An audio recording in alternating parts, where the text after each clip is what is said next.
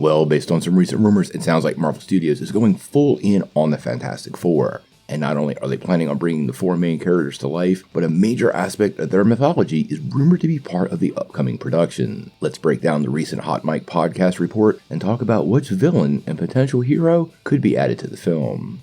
Now, many of us Marvel First Family fans are absolutely impatiently waiting for some official updates from Marvel Studios. We've really gotten next to nothing since the announcement of a director, but rumors continue to swirl, and honestly, Marvel does a terrible job of shooting these down, and some of them are starting to take hold. The latest report claims that there are two major Fantastic Four characters set to make their debut, alongside Reed, Ben, Sue, and Johnny. And I have to say, this would indeed shake up the Marvel Universe. Now, once again, we always like to point out, if it doesn't come from Kevin Feige or Marvel Studios, we want to take it with a grain of salt. And once again, this comes from Jeff Snyder on this week's episode of the Hot Mic podcast, which has become a frequent source of information, and we're going to talk about that a little bit after the report. Now, during the podcast, Snyder seemed to indicate that Galactus, as well as his herald Silver Surfer, will indeed be part of the movie. He actually said, "I'm told that Matt Shakman is planning to go very cosmic with his Fantastic Four movie. Lots of 1960s elements,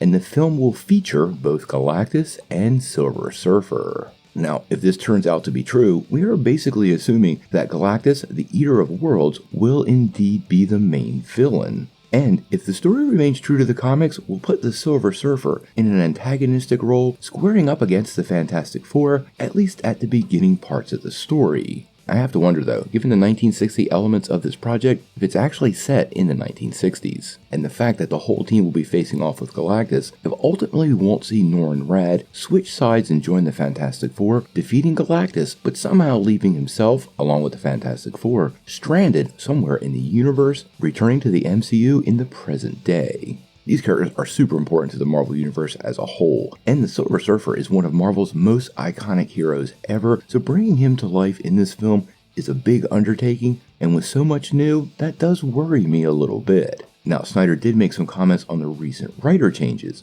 We did a report on this the other day, but Avatar: The Way of Water's Josh Freeman has taken over for Jeff Kaplan and Ian Springer.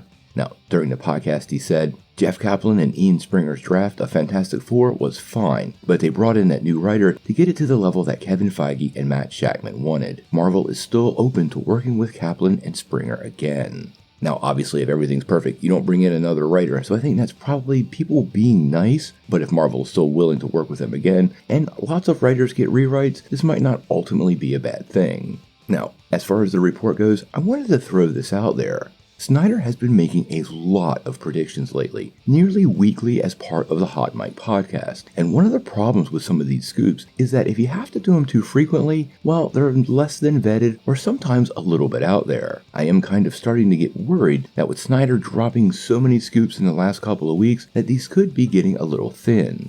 Now, I do think Marvel absolutely wants to bring Galactus and Silver Surfer to life. Heck, there's rumors that a special presentation working around both of them is currently in development. But I also believe Marvel is looking to do something different with the Fantastic Four, at least to start. And if you look to Spider-Man No Way Home and how Kevin Feige handled that, it seems like a lot of their reboots, they want to go with villains who weren't seen before. So I want to add a little bit of extra salt to this report so we keep it in the proper context.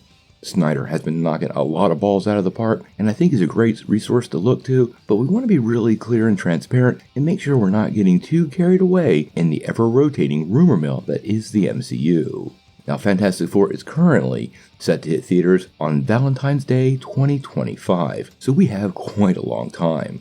Marvel has been shifting productions around quite a bit, and that obviously could be moved. Production is supposed to kick off early next year, which would align it well for that release date, so we probably can look to the production kickoff to know if the movie is actually going to release when it's supposed to. But we'll have to wait and see.